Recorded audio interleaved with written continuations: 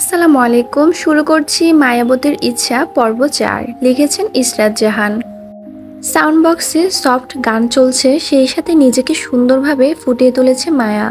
গানের তালে তালে নিজেকে সাজাচ্ছে। নীল শাড়ি, চোখে মোটা গাঢ় কাজল, ঠোঁটে গাঢ় গোলাপি লিপস্টিক, চুলগুলো কাঁধ অবধি পাম্প করে রাখা, চুলের কিছু কিছু অংশ লাল কালার করা। এছাড়া মুখে আর কোনো এক্সট্রা মেকআপ দেয়নি। হাসি এসেছে মায়ার ঘরে। মায়ার পিছনে এসে দাঁড়ায়। হাসিকে দেখে মায়া বলে, আমাকে কেমন লাগছে হাসি? একদম পারফেক্ট লাগছে তো? তোমাকে সব সময় পারফেক্ট লাগে, আজকে একটু বেশি মায়াবতী লাগছে। মায়াবতী?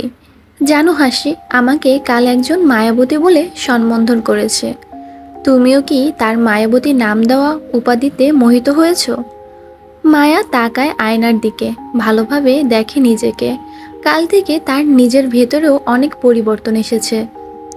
এই যে আজকে সে পারফেক্ট সাজতে চাইছে, কই এতদিন তো পারফেক্ট লাগার শখ বা ইচ্ছা হয়নি, এখন কেন হচ্ছে এমন? সে কি তবে মন্ত্রী মশাইয়ের এক বাণীতেই গভীর জলে ডুব দিল?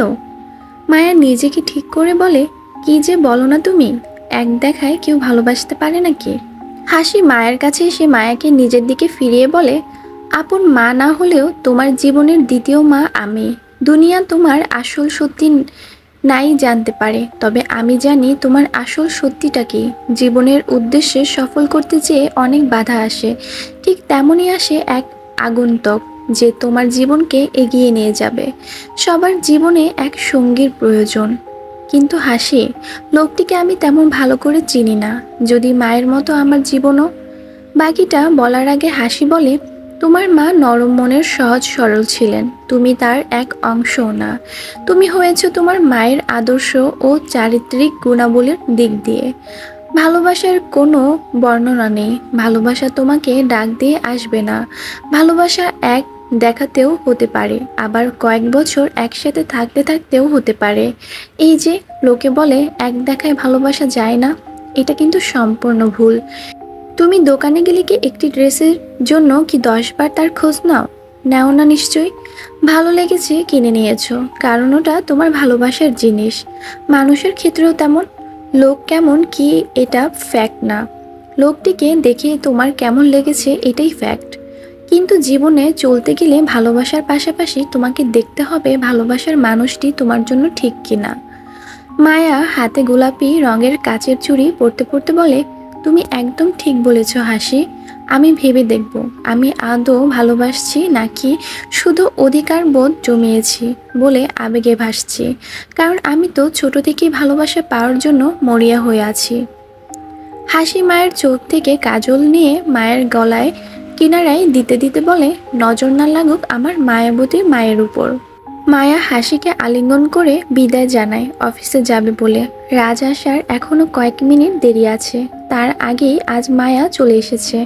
বড় বড় 3টি গাড়ি শো শো করে চলে এলো কোম্পানির সামনে। প্রথম গাড়ি থেকে বের হলো দুজন দেহরক্ষী, তারপর বের হলো রাজ। রাজ আজ কালো রঙের পাঞ্জাবি পরেছে, কালো পাঞ্জাবি, কালো জিন্স, পাঞ্জাবির হাতা ফোল্ড করা। রাজকে দেখতে একদম পারফেক্ট মন্ত্রী মশাই লাগছে মায়ের কাছে। রাজকে দেখে মায়ের মুখে ভেসে ওঠে এক মিষ্টি হাসি। রাজও তাকিয়ে আছে মায়ের দিকে, দেখতে থাকে তার মায়াবতীকে। অনেক সুন্দর লাগছে রাজের মায়াবতীকে। রাজ ফুল দিয়ে সাজানো রাস্তা দিয়ে হাঁটতে হাঁটতে মায়ের কাছে আসে। চোখ তার মায়ার দিকেই আবদ্ধ। মায়ার এই মোটা করে দেওয়া কাজল কালো চোখ যেন তা আরো বেশি আকর্ষণ করেছে রাজকে। রাজ মায়ার কাছে আসার সাথে সাথে মায়া একটি ফুলের তোড়া দিয়ে রাজকে স্বাগতম জানায়। তারপর রাজকে একটি রঙিন কাগজের সাজানো কেচি দেওয়া হয় ফিতা কাটার জন্য। রাজ কেচি নেওয়ার পর মায়ের দিকে তাকিয়ে বলে, শুধু কি আমি একা ফিতা কাটবো? যার কোম্পানি সে কি ফিতা কাটবে না? একজন সফল নারী হয়ে তার সফলতার দিনে একপাশে চুপ করে দাঁড়িয়ে থাকলে কি মানায় নাকি? দুজন একসাথে ফিতা কাটবো। ভাই সম্মতি জানায় রাজের কথায়। অতঃপর মুচকি হেসে মায়া দাঁড়ায় রাজের পাশে। পিয়াস তাকিয়ে থাকে মায়াও রাজের দিকে, মনে মনে বলে, ম্যামের গেট আপ ও স্যারের গেট আপ দেখতে একদম পারফেক্ট জুটি লাগছে। অবশ্য বস তো ম্যামকেই তার রাজ্যের রানী বানাবে, সে যেভাবেই হোক। মায়া ও রাজ একসাথে ফিতা কাটার জন্য কেচি ধরতে গেলে একজনের হাতের সাথে আরেকজনের হাতের ছোঁয়া লেগে যায়। মায়া এই প্রথম কোনো ছেলের হাত ধরলো নিজের থেকে। মায়া সবসময় ছেলেদের থেকে দূরেই থেকেছে, কেউ তাকে প্রপোজ করতে আসতে পাত্তাও পায়নি। সেই মায়া যখন কারো থেকে মায়াবতীর সম্বোধন পেয়ে আবার ভালোবাসার অধিকার পায়, তখন আর হালকা ছোঁয়া মনের ভিতর দুর্বলতা সৃষ্টি করে। মায়ের মনের ভিতরও রাজের জন্য দুর্বলতা তৈরি হচ্ছে। রাজ মায়ের চোখের দিকে তাকিয়ে আছে, মায়াও রাজের চোখের দিকে তাকিয়ে আছে। মায়া কোনো এক ঘুরে চলে যায়, কিন্তু রাজের হুঁশ আছে। তাই তো রাজ ঠোঁটে শুষ্ক এক হাসি দিয়ে মায়ের সাথে ফিতা কাটতে থাকে। ফিতা কাটার পর সবাই রাজ ও মায়ের মাথায় ফুল দিয়ে কোম্পানির ভিতরে ওয়েলকাম করে। রাজ মায়ের হাত ছাড়েনি। মায়া হাত ছাড়ানোর জন্য চেষ্টা করে, কিন্তু রাজের মতো শক্তিশালী পুরুষের সাথে পেরে ওঠা সহজ নয়। মায়ের এক হাত ধরে মায়ের চুলের ভাঁজ লেগে থাকা ফুলগুলো এক একটি করে ফেলে দেয় রাজ। মায়া রাজের চোখের দিকে তাকিয়ে আছে। রাজ মায়ার হাত ধরেই কোম্পানির ভিতরে ঢুকলো। মায়া ও রাজ এর প্রথম পা একসাথে দিতে সবাই লাইট জ্বালিয়ে হাততালি দেয়। কোম্পানির ভিতর ঢোকার পর রাজ নিজের থেকে মায়ের হাত ছিঁড়ে দিয়ে মায়ের কাছে দাঁড়িয়ে বলেছিলাম না, আমি যেটা চাই সেটাই করে ছাড়ি। তোমার একটাই কাজ, লক্ষ্মী মেয়ের মতো আমাকে ভরপুর ভালোবাসা দিবে। সত্যি বলছি মায়াবতী, তোমার সকল ইচ্ছা পূরণ করবে এই রাজ। শুধু রাজের জীবনে একবার এন্ট্রি নাও। মায়া রাজের দিকে রাগে লোক নিয়ে তাকিয়ে আছে। রাজ কথাটি বলেই মায়ের দিকে তাকিয়ে এক চোখ টিপ দিয়ে দুষ্টু হাসি দেয়। পিয়াস মায়া ও রাজের কাণ্ড দেখছে। অন্যরা ভাবছে মন্ত্রী কোম্পানির সিএ হয়তো কোম্পানির বিষয়ে কোনো কনভারসেশন আছে, কিন্তু পিয়াস তো সব কিছুই জানে। ওয়েলকাম ফাংশনে মৌও এসেছে। মৌ পিয়াসের কাছে এসে বলে, ওই বুঝি তোমার বসের মায়াবতী? হ্যাঁ, এনার জন্যই তোমার থেকে আমাকে 2 রাত আলাদা থাকতে হয়েছে। আরও তো আছে 3 রাত। এদিকে দেখো, এরা কি সুন্দর একসাথে গল্প করছে। মৌ হেসে দেয় পিয়াসের কথায়। পিয়াস মূলত থাকতে চেয়েছিল মৌয়ের কাছে। যতই রাজ বলুক 5 রাত আলাদা থাকবে, রাজ তো আর যে দেখছে না তাদেরকে।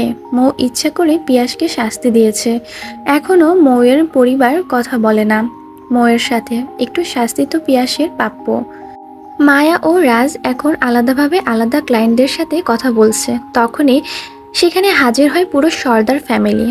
মাহমুদ সর্দার এনেছে তাদের। মায়া তাদের দেখে এক ডেভিল হাসি দিয়ে বলে, welcome to the whole family.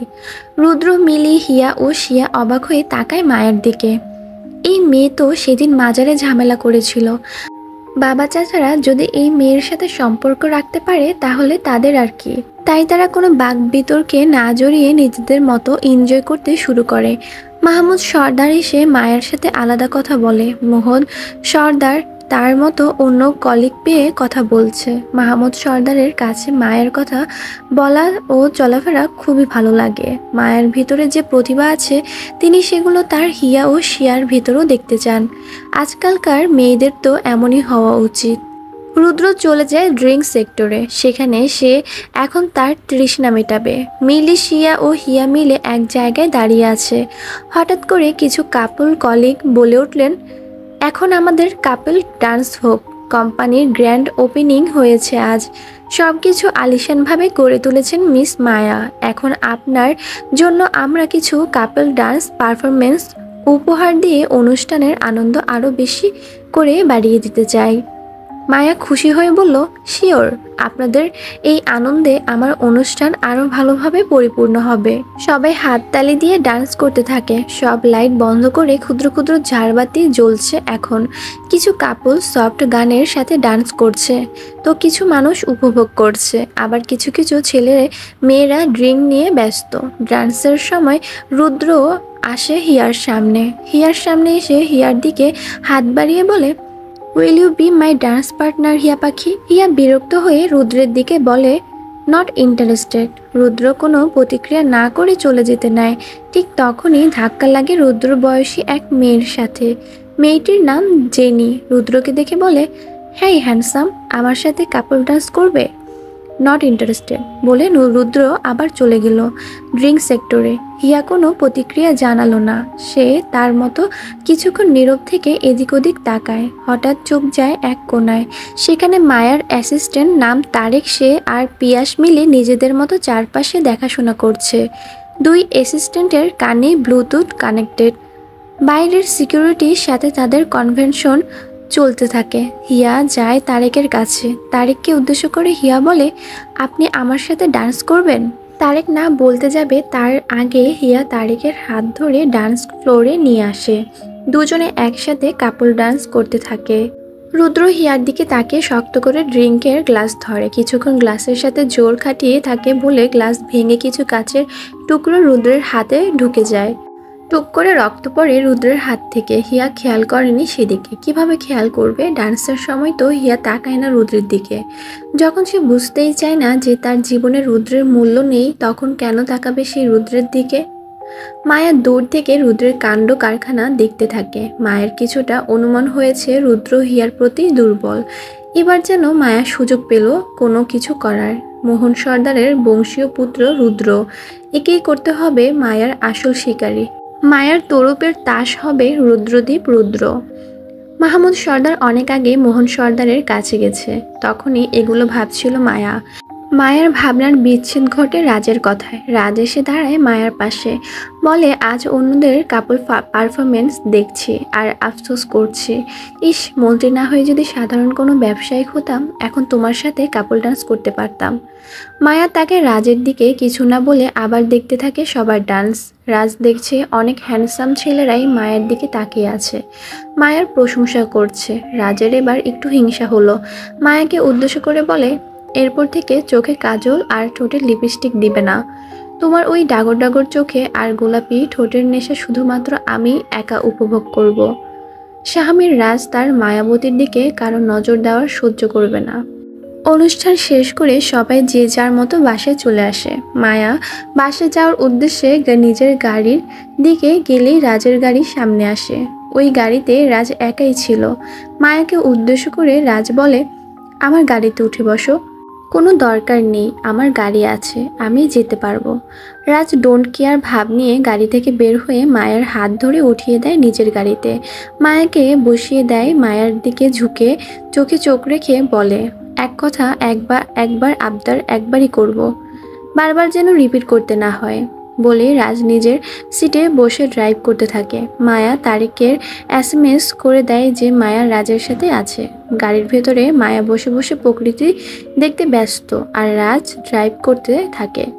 মাঝে মাঝে রাজ তাকায় মায়ের দিকে। মায়া আনমনে বাইরে তাকিয়ে থেকে বলে, এভাবে তাকাবেন না মন্ত্রী মশাই, মায়ের প্রেমে পড়ে ছারখার হয়ে যাবেন। মায়ার প্রেমে মত্ত আমি, শুধু মায়াকে আমার করে পাওয়াটাই বাকি। হালকা ঠোঁট প্রসারিত করে হাসে মায়া। রাজ তাকায় সেদিকে। হঠাৎ মায়ার ফোনে কল আসে। মায়া রিসিভ করলে ওপাশ থেকে কিছু বলে, যা শুনে মায়া বলে, 3 দিন পর যাব কক্সবাজারে, আমার জন্য প্লেনের টিকিট কেটে রাখো। নির্জন জায়গায় খোলা পরিবেশ দেখা যায় এমন দেখে রুম বুক করবে আমার জন্য। রাজ শুনল কথাগুলো। মায়াকে জিজ্ঞাসা করে, কক্সবাজারে কেন? তোমার বিজনেস তো চট্টগ্রামের অন্য এরিয়াতে। কিছু সময় নিজেকে একা দিতে চাই, তাই। চট্টগ্রামের ফ্যাক্টরি ঘুরতেও পারবো আর কক্সবাজারে পরিবেশ উপভোগ করব। বলে সিটে মাথা ঠেকায় মায়া। রাজ বলে ওঠে, ইস, এই সিটে যদি আজ আমার কাঁধ হতো। মায়া প্রতিক্রিয়া করে না। রাজ গাড়িতে গান চালিয়ে দেয়। গান বাজতে থাকে আর মায়া রাজ দুজনকে আর চোখে তাকিয়ে দেখতে থাকে। সকালবেলা সিঁড়ি দিয়ে একসাথে নামছে 2 ভাই, রাজ ও রুদ্র। সবাই ডাইনিং টেবিলে বসে আছে। রাজ ও রুদ্র বসে পড়তেই সার্ভেন্ট তাদের খাবার দেয়। রুদ্র চামচ হাতে নিতে হিয়া চোখ যায় রুদ্রের হাতের ব্যান্ডেজের দিকে। কোনো কিছু বলে না হিয়ার ধারণা কোথাও মাস্তানি করে এসেছে তাই। মোহন সর্দার ছেলের হাত দেখে বলেন, কি হয়েছে হাতে? তা ছিল করে রুদ্র উত্তর দেয়, যাক, কারো চোখ পড়ল আমার দিকে, আমি তো ভেবেছিলাম আমাকে নিয়ে ভাবার কারো সময় নেই। রুদ্রের কথায় বিরক্ত হয় মোহন সর্দার। মাহমুদ সর্দার রুদ্রকে বলেন, তুমি আমাদের পরিবারের এক অংশ। রাজকে আমরা যেভাবে দেখি তার থেকেও বেশি আমরা তোমাকে দেখি। আমরা সবাই তোমাকে ভালোবাসি। রুদ্র তাকায় হিয়ার দিকে। মাহমুদ সর্দারকে জিজ্ঞাসা করে, সত্যি এই পরিবারের সবাই আমাকে ভালোবাসে? মাহমুদ সর্দার বলেন, হ্যাঁ, সবাই ভালোবাসে। এই সবাই মিলে রুদ্রকে বল, ভালোবাসি রুদ্র। হিয়া বাদে সবাই একসাথে বলে ওঠে, ভালোবাসি রুদ্র। এবার মাহমুদ সর্দার বলেন, দেখছো তো? রুদ্র বলে ওঠে, কই কই আর বলল সবাই? তোমার ছোট মেয়ে তো চুপ ছিল। রাজ তাকায় রুদ্রর দিকে, কিছুটা সন্দেহ লাগছে রুদ্রের কথাবার্তায়। মাহমুদ সর্দার হিয়াকে উদ্দেশ্য করে বলেন, কি হলো হিয়া, তুমি বলনি রুদ্রকে ভালোবাসো, এখনই বলো। হিয়া আমতামতা করে বলে, ভালোবাসি রুদ্র ভাই। রুদ্র জানে হিয়া মন থেকে বলেনি, কিন্তু হিয়াকে পটাতে তো সে কিছুটা হলেও সক্ষম। এভাবে আস্তে আস্তে হিয়া তার প্রেমে পড়বে, এটা রুদ্রের বিশ্বাস। রাজ ব্রেকফাস্ট শেষ করে মাত্র উঠল। ঠিক এই সময় রাজকে পিছন থেকে একজোড়া হাত ঝাপটে ধরে। রাজ বুঝে যায় মেয়েটি আর কেউ না, রুদ্র ও মিলির একমাত্র খালাতো বোন যারা যারা অনার্স শেষ করে এবার মাস্টার্সের জন্য প্রিপারেশন নিচ্ছে। রাজ বাংলাদেশে আসার পর যারা রাজের প্রেমে পড়ে, তখন যারার বয়স কম, প্রায় 5 বছর হলো। যারা লন্ডনে যায় অনার্সের জন্য, আজকে এসেছে বাংলাদেশে, আর এসে সোজা রাজের উপর ঝাঁপিয়ে পড়ল। রাজকে পাগলের মতো ভালোবাসে যারা, কিন্তু রাজ তাকে 2 টাকারও দাম দেয় না। তবে মিসেস সোনালির মতে আঠার মতো লেগে থাকলে একদিন সফল হবেই, যেমনটি তিনি করেছিলেন মোহন সর্দারের সাথে। এছাড়া মিসেস মালিনীর খুব পছন্দ যারাকে। রাজ পিছন থেকে যারার হাত সরিয়ে ঘুরে তাকায়। যারা বলে, I miss you so much baby বলে যারা রাজের অতি নিকটে আসবে, সাথে সাথে রাজ বাধা দিয়ে বলে, ওহ যারা baby, don't try to touch me, don't try to kiss me. টেবিলে বসে থাকা রুদ্র, হিয়া, শিয়া ও মিলি একসাথে হেসে দেয়। মিসেস মালিনী মিসেস সোনালীকে খোঁচা দিয়ে বলেন, এভাবে কেউ কারো সাথে সামনে করে? কি শুরু করলো যারা? মিসেস সোনালী সান্ত্বনা দিয়ে বলেন, আরে এরা বিদেশি কালচার শিখেছে, এগুলো তো এদের জন্য পান্তা ভাত, তুমি কি অত কিছু ভেবো না। জায়ের কথাতে চুপ করলেন মিসেস মালিনী। মাহমুদ সর্দার বিরক্ত হয়ে উঠে গেলেন। মোহন সর্দার ভাইয়ের সাথে পিছু নিলেন। মিলি এসে যারাকে জড়িয়ে ধরে, বলে, I miss you so much. আমিও তোমাদের অনেক মিস করেছি, স্পেশালি রাজ বেবিকে। ওরা কথা বলতে থাকে, রাত চলে যায়। রুদ্র হিয়ার দিকে তাকিয়ে চলে যায় নিজের কাজে। ফ্যাক্টরিতে এসে সবকিছু দেখে, নিজের কক্ষে ঢুকে মায়া কল করে তারেককে আসতে বলে। তারেক এসে মায়ের কেবিনে গেটে নক করে। মায়া বলে, কামিন। তারেক এসে বলে, ডেকেছিলেন ম্যাম? হ্যাঁ, ওই কাজগুলো কমপ্লিট। আর বলতে পারল না মায়া। তারেকের দিকে তাকিয়ে হা হয়ে যায়। তারেকের নাকে ব্যান্ডেজ করা, কপাল ফুলে আছে, সাদা চামড়া পুরো লাল টমেটো হয়ে আছে। মায়া হেসে দেয় তারেককে দেখে, বলে, এ কি অবস্থা তোমার? আসলে ম্যাম, কাল অনুষ্ঠান শেষে বাড়ি ফিরছিলাম, ঠিক তখন পিছন থেকে কেউ আমার মুখ বেঁধে দেয়, তারপর ধুমধাম মারতে থাকে। আমি কিছু বুঝে উঠতে পারিনি কে করলো, কিছুই বুঝলাম না। মায়া কিছুক্ষণ ভেবে বলে, কালকে কাপড় ডান্স ছাড়া আর কি কি করেছিলে? আপনার এসএমএস পেয়ে আমি আপনার বাসার গাড়ি রেখে আসি, তারপর আমি আমার বাড়ির দিকে যেতে নিই, তখন ঘটে এই কাহিনী। মায়া ঠোঁট প্রসারিত করে হেসে বলে, রৌদ্রদীপ রুদ্রকে তুমি কতটুকু চেনো? কালকেই তো প্রথম দেখেছিলাম, তেমন একটা চিনি না। খোঁজ নেও ভালো করে, সকল ইনফরমেশন কালেক্ট করো। আর হিয়াকে তোমার কেমন লেগেছে? মোটামুটি ভালোই। কেন? তোমার নতুন ডিউটি শুরু, বেশি বেশি হিয়ার সাথে মিশবে, হিয়াকে ট্র্যাপ করে ওর আশেপাশে থাকবে। ওকে ম্যাম বলে চলে গেল তারেক। মায়া হাতে থাকা কলম 2 আঙ্গুলের মাঝে নিয়ে নাড়াতে থাকে আর ভাবতে থাকে, রুদ্রর দুর্বলতা হিয়া। হিয়া যদি অন্যের প্রতি দুর্বল হয়ে, তাহলে রুদ্র ভেঙে যাবে। তখনই রুদ্রর জীবনে এন্ট্রি হবে মায়া। রাজ বসে আছে নিজের কক্ষে। পিয়াস এসে বলে, বস, চট্টগ্রামের টিকিট কাটা কমপ্লিট, দলের লোকদের সবকিছু বোঝানো আছে, ওরা এই 1 সপ্তাহ নিজেদের মতো গুছিয়ে নিবে। Good, very good. কিন্তু বস, আমরা ইম্পর্টেন্ট কাজ বাদ দিয়ে চট্টগ্রামে কেন যাচ্ছি? তোমার বিয়ে হয়েছে 1.5 মাস হতে গেল পিয়াস, বউয়ের সাথে কি হানিমুন করবে না? মনে করো তোমাকে হানিমুনের একটা সুযোগ করে দিলাম। হানিমুনে বউকে সহ বসও যাবে? টেবিলে আলতো শব্দ করে রাজ বলে, ওহ কামন পিও, বি স্মার্ট। আজকাল মানুষ ইউনিক কিছু করে, তুমিও করবে। তোমার বসকে নিয়ে হানিমুনে যাবে। পিয়াস কি বলবে কিছুই বুঝতে পারছে না। মাথা কি তার নিজের গেছে নাকি বসের গেছে? কিছু বললে আবার হানিমুনটাও ক্যান্সেল হবে। ফ্রিতে হানিমুন প্যাকেজ পাচ্ছে, তাই চুপ করে রাজের কথার সম্মতি জানায়। ব্রেকফাস্ট করে নিজের গার্ডদের নিয়ে বের হবে রাজ, তাই তাড়াতাড়ি তৈরি হচ্ছে। ড্রয়িং রুমে এসে হাতা গোটাতে গোটাতে রাজ বলে, 1 সপ্তাহের জন্য আমি ট্যুরে যাচ্ছি, কাজ থেকে আপাতত ছুটিতে আছি। মিসেস মালিনী বললেন, আমাদের তো আগে বলিসনি বাবা। হঠাৎ করেই প্রোগ্রাম মা। যারা এসে দাঁড়ায় রাজের পাশে, রাজের ডান হাত ধরে বলে, কিন্তু বেবি আমি তো কাল এসেছি, তুমি আজকেই চলে যাবে? আমার খারাপ লাগছে তো।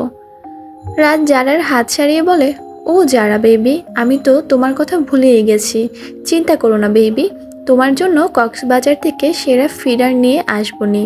শিয়া, হিয়া ও রুদ্র হা হা করে হেসে দেয়। মিলি যারার ভয়তে চুপ থাকে, তবে মিটমিট হাসতে থাকে। ঠিক তখনই সেখানে আসে পিয়াস ও মৌ। মৌকে দেখে মিসেস সোনালি বলেন, মৌ, মৌ কি যাবে তোমাদের সাথে? হ্যাঁ, কেন? তাহলে যারাকেও নিয়ে যাও। বেচারির পড়াশোনা মাত্র শেষ হলো, এখন যদি একটু ঘুরতে না পারে তাহলে ভালো লাগবে না। তাও ওহ কামন, পিয়াস আর মৌ হানিমুন করবে, যারা কি করবে সেখানে? মিসেস মালিনী বলেন, ওদের হানিমুনে তুমি কেন যাচ্ছ? আমি ওদের হানিমুনে বেস্ট ব্লগার হব। বাড়িতে কথা ভালো লাগছে না, আমি গেলাম বলেই সবাইকে বিদায় দিয়ে চলে যায় রাজ। যারা মন খারাপ করে থাকে। মিসেস সোনালি এসে যারার মাথায় হাত বুলিয়ে ফিসফিস করে বলেন, চিন্তা করিস না, রাজ ঘুরে আসুক, তারপর তোর সাথে ধরে বেঁধে বিয়ে দেওয়া কাজ করব। এমন প্ল্যান করব যে রাজ তোকে বিয়ে করবে, আর রাজের সম্পত্তিও তুই পাবি। যারা খুশি হয়ে যায় খালামুনির কথায়, সাথে সাথে যারা জড়িয়ে ধরে মিসেস সোনালিকে। এয়ারপোর্ট মাত্র এসে পৌঁছেছে মায়া ও তার গার্ড। কাগজপত্র এবং সব কিছু চেকিং কমপ্লিট করিয়ে প্লেনে উঠল মায়া। প্লেনে জানালার সিট নিয়েছে মায়া। আকাশ ছুঁতে না পারলেও মায়ার মনে হয় সে আকাশের গায়ে লেপ্টে আছে। কিছুক্ষণ বসার পর মায়া অনুভব করলো তার সাথে কেউ বসেছে, কিন্তু মায়া তাকায় না। যে কেউই বসতে পারে, এর জন্য তাকানোর কোনো প্রয়োজন বোধ মায়া করেনি। দেশের স্বনামধন্য এক মন্ত্রী পাশে বসেছে, রেসপেক্ট বলেও তো কোনো ব্যাপার থাকে। এই জন্য বুঝি স্টাররা সবসময় জনগণ থেকে দূরে থাকে, কাছে পাওয়ার চেষ্টা করলে পাত্তা দিতে চায় না। চেনা পরিচিত কণ্ঠ পেয়ে মায়া তাকায় রাজের দিকে। রাজকে দেখে ভ্রু কুঁচকে বলে, আপনি এখানে কেন? কেন, আমার কোথায় থাকার কথা ছিল? পিছু নিচ্ছেন আমার? কই না তো, পাশে বসে পিছু নিব কিভাবে? আপনি চট্টগ্রাম কেন যাচ্ছেন? আমি? ও হ্যাঁ, মনে পড়েছে। ওই যে দেখছো, আমার অ্যাসিস্ট্যান্ট পিউ বেবি, ওদের আজ থেকে হানিমুন ডে, তাই সবাই মিলে হানিমুন হলিডে পালন করছে। পিয়াস ও মৌদের দিকে আঙ্গুল দেখিয়ে বলে, ইয়ার্কি পেয়েছেন? হানিমুন বর বউ যায়, সাথে মন্ত্রী মশাই না। কি করব বলো, পিউ বেবি তো আমি ছাড়া কিছুই বোঝে না, তাই একসাথে আসা। তবে আমি কিন্তু ওদের রোমান্সের স্পেস দিয়েছি। এই যে আমি আমার রোমান্সের পার্টনার নিয়েছি, আর পিউ বেবি তার বউয়ের সাথে। আমি আপনার পার্টনার না। আমি কখন বললাম যে তুমি আমার পার্টনার? আমার পার্টনার তো আমি ঠিক করেছি। কোথায় সে? ঠিক জায়গাতেই আছে। মায়া আর কথা বাড়ালো না। রাজের উত্তরগুলো তেড়াভাবে থাকে, এর সাথে কথা বলা বেকার। কিছুক্ষণ পর একজন বিমানবালা এসে রাজ ও মায়ার সামনে খাবার রাখে, তারপর সে চলে যায়। মায়া একটি স্টাফ স্যান্ডউইচ নিয়ে এক বাইট নেওয়ার জন্য স্যান্ডউইচ গালে ঢোকার অমনি রাজ মায়ের হাত আটকে ধরে। মায়া স্যান্ডউইচ গালে অবস্থাতেই রাজের দিকে তাকিয়ে থাকে। রাজ পিছনে তাকিয়ে সবাইকে বলে, বাচ্চারা চোখ বন্ধ করো, তোমাদের মন্ত্রী মশাই এখন একটু প্রেম করবে। সাথে সাথে সবাই চোখ বন্ধ করে নেয়। রাজ সবাইকে চোখ বন্ধ করতে দেখে মায়ের 3 ইঞ্চি লম্বা স্যান্ডউইচ এর শেষ অংশ থেকে এক বাইট নিয়ে নিজে খায়। সাথে সাথে চোখ বড় বড় হয়ে যায় মায়ার। রাজের ঠোঁট কিছুটা মেয়োনিজ লেগে আছে। টিস্যু দিয়ে মুছতে মুছতে রাজ বলে, জার্নি পথে হবু বউয়ের মুখের খাবার খেলাম, মজাই আলাদা। পিয়াস প্লেনে ঢোকার পর মায়াকে দেখে সে এমনিতেও থ হয়ে গেছে। সবাইকে চোখ বন্ধ করতে বলাতে পিয়াসের চোখ আরো বড় হয়ে যায়। রাজের এই স্যান্ডউইচ খাওয়া দেখে পিয়াস নিজেও হা হয়ে যায়। মৌ পিয়াসকে খোঁচা মেরে বলে, এভাবে তাকিয়ে আছো কেন? মৌয়ের কানে ফিসফিসিয়ে করে পিয়াস বলে, হানিমুন আমরা করছি, আর প্রি হানিমুন আমার বস করছে। মৌ চোখ গরম করে বলে, লজ্জা করে না বসের প্রেম দেখতে? নিজের তো প্রেমের বুঝো না, কিছু তো শিখতে পারো। মায়া মুখ থেকে স্যান্ডউইচ বের করে বলে, কে হবু বউ? আমি কি একবারও বলেছি আমি আপনার হবু বউ? তার মানে তুমি আমার বর্তমান বউ? কিভাবে? মনে মনে আমি তো তোমাকে সেদিনই কবুল করে নিয়েছি মায়াবতী, যেদিন তোমার মায়া মাখা মুখটি আমার হৃদয়ের খাঁচায় বেঁধিয়ে রেখেছি। আমি তো বলিনি এমন কিছু করুন, আমার কোনো কাজে আপনার মনে হয় যে আমি আপনাকে ভালোবাসি। আমার কি মনে হয় না হয় এটা বড় কথা না, বড় কথা এটাই যে তুমি হবে আমার রাজ্যের রানী, আমার মায়াবতী। যদি আমার এই যাত্রার মৃত্যুও হয় তবে হবে না আমাদের মিলন, কিন্তু আমি যদি বেঁচে থাকি এই স্বামীর রাজ তোমাকে হতে দিবে না অন্য কারোর। আপনার দিনে জেগে দেখা স্বপ্ন কখনো হবে পূরণ মন্ত্রীমশাই? এই মায়া যে অন্যের। যদি বলি মানুষ তুমি চিনতে পারোনি। ভ্রুকুচকে মায়া তাকায় রাজের দিকে। কি বোঝাতে চায় রাজ? মায়া রাজের দিকে ফিরে রাজকে প্রশ্ন করে, আপনি এত টস্কিক কেন মন্ত্রীমশাই? কে বলে কার কথা? তুমি নিজেও তো একজন টস্কিক।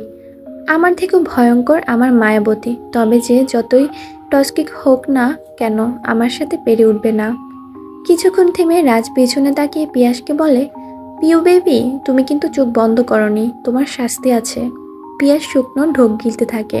মৌ হেসে দেয় রাজের কথা শুনে। মায়া নিজের আনমনেই হেসে দেয় রাজের এই অদ্ভুত শাস্তির কথা শুনে। মৌ বলে, একদম ঠিক হয়েছে, মন গড়া কাজ করো না তুমি। আমার বাবা মায়ের কথা তো শোনোনি, এখন বসের কথা মন দিয়ে শুনছো না?